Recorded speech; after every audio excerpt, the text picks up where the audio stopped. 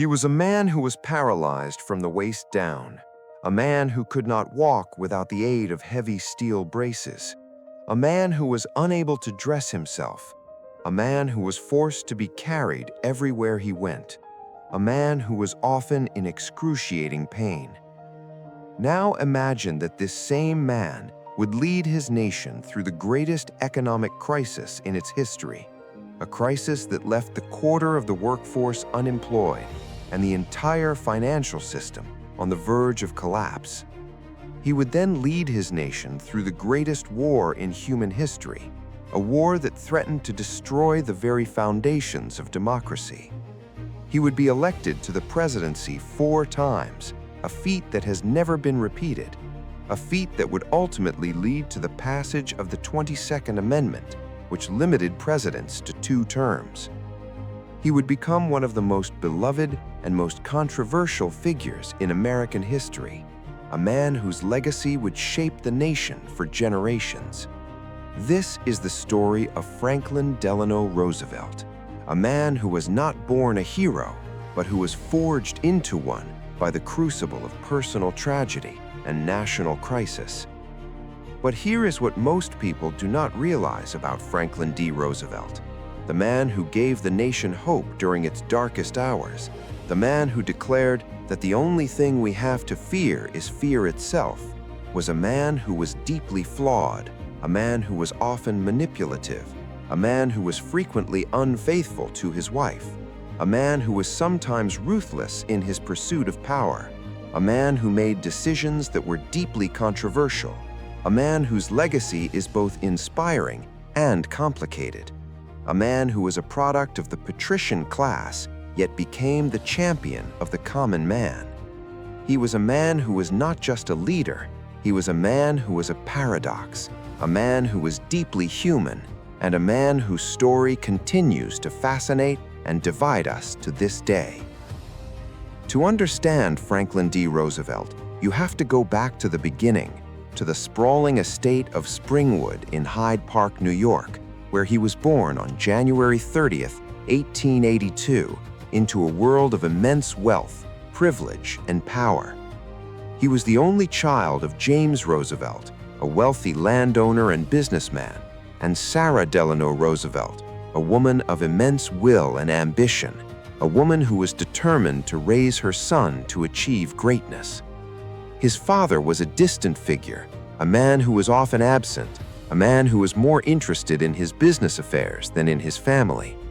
His mother was the dominant force in his life, a woman who was fiercely protective and intensely controlling, a woman who would not allow her son to fail. Franklin was raised in a world of luxury, a world of private tutors, European vacations, and country estates. He was a boy who was taught that he was destined for greatness, a boy who was raised with a deep sense of noblesse oblige, a belief that the privileged had a duty to serve the less fortunate. He was also a boy who was deeply sheltered, a boy who was largely isolated from the realities of the world outside his privileged bubble. He was a boy who was being groomed for leadership, a boy who was being prepared to take his place in the world.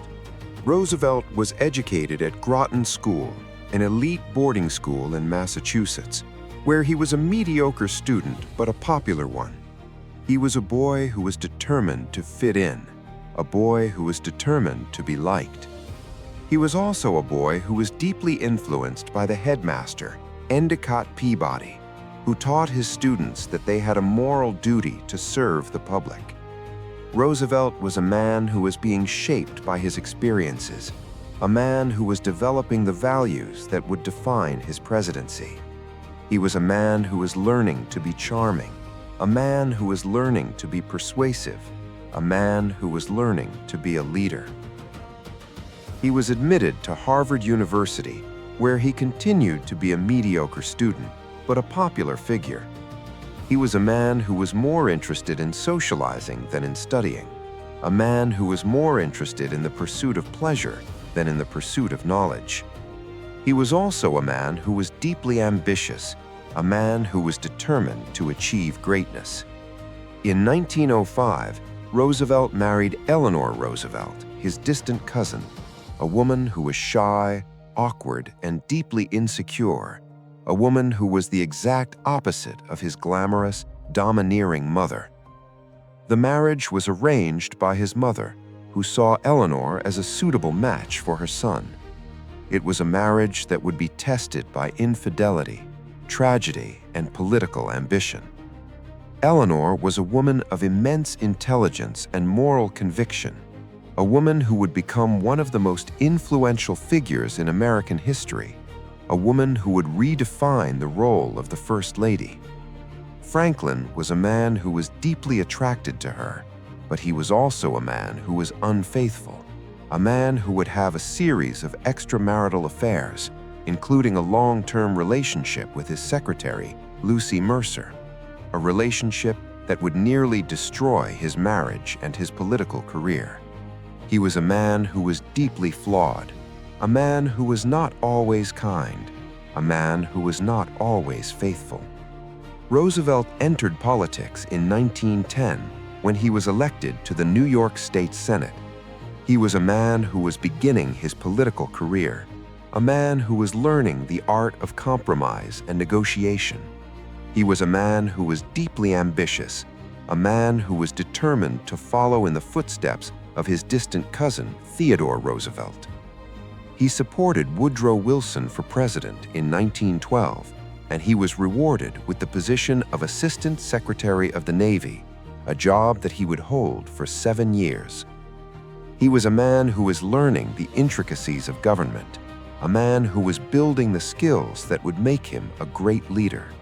He was also a man who was deeply popular, a man who was known for his charm and his charisma. He was a man who was on the rise, a man who was being groomed for higher office.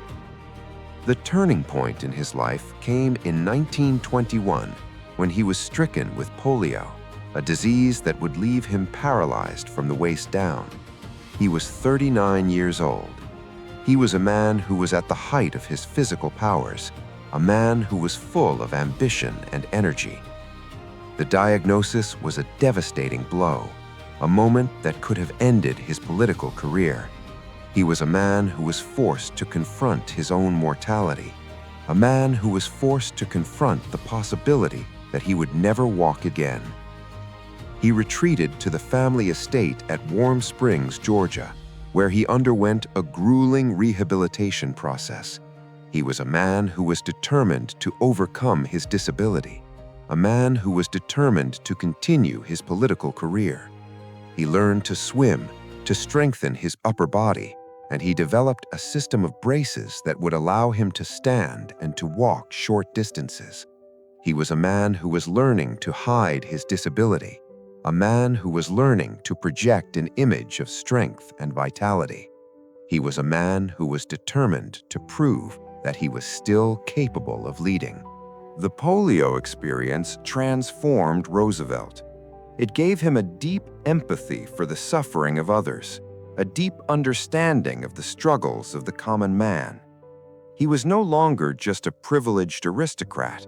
He was a man who had faced his own mortality, a man who had overcome tremendous obstacles. He was a man who was determined to use his power to help others. In 1928, he was elected governor of New York, a position that gave him the opportunity to implement his ideas about social welfare and economic reform. He was a man who was preparing for the presidency, a man who was determined to lead the nation out of the darkness of the Great Depression. In 1932, Roosevelt was elected President of the United States, defeating the incumbent Herbert Hoover. He was a man who was promising a new deal for the American people, a program of reform that would provide relief, recovery, and reform. He was a man who was offering hope to a nation that had lost all hope. In his inaugural address, he declared that the only thing we have to fear is fear itself. It was a statement that captured the spirit of the moment, a statement that gave the nation the courage to face the challenges ahead. He was a man who was determined to lead the nation out of the Great Depression, a man who was determined to restore the nation's faith in itself. The New Deal was a series of programs and reforms that transformed the American economy and the American government. It created the Social Security system, the Civilian Conservation Corps, the Works Progress Administration, and the Tennessee Valley Authority. It provided relief to the unemployed. It built roads and bridges and dams. It created jobs and restored hope. It was a radical departure from the laissez-faire policies of the past, a recognition that the government had a responsibility to care for its citizens. It was a program that was deeply controversial, a program that was attacked by the right as socialist and by the left as insufficient. But it was also a program that changed the lives of millions of Americans, a program that gave them a sense of security and a belief in the future. Roosevelt's presidency was also marked by international crisis. In 1941, the United States entered World War II after the Japanese attack on Pearl Harbor. Roosevelt was a man who was determined to defeat the forces of fascism, a man who was determined to preserve democracy. He worked closely with Winston Churchill and Joseph Stalin to coordinate the Allied war effort. He was a man who was making decisions that would determine the fate of the world. He was a man who was leading the nation through its greatest crisis. He was a man who was often exhausted, a man who was often in pain, but he was also a man who was determined to succeed. In 1944, Roosevelt was elected to a fourth term, an unprecedented achievement. He was a man who was visibly tired, a man who was clearly in failing health. He was a man who was determined to see the war through to its conclusion, a man who was determined to build a post-war world based on the principles of peace and justice. On April 12, 1945, he died of a cerebral hemorrhage at his retreat in Warm Springs, Georgia. He was 63 years old. His death was a moment of profound grief for the nation, a moment that shook the world. He was a man who had been the nation's anchor during its darkest hours, a man who had given the nation hope, a man who had led the nation to victory. The legacy of Franklin Delano Roosevelt is one of the most profound in American history. He is remembered as the man who led the nation through the Great Depression and World War II, a man who transformed the American economy and the American government. He is celebrated as a champion of the common man, a man who gave the nation hope, a man who gave the nation a sense of purpose. He has been honored with a memorial in Washington, D.C., a place on Mount Rushmore, and a place in the pantheon of American heroes. He is a man who is considered one of the greatest presidents in history. But his legacy is also a story of contradictions.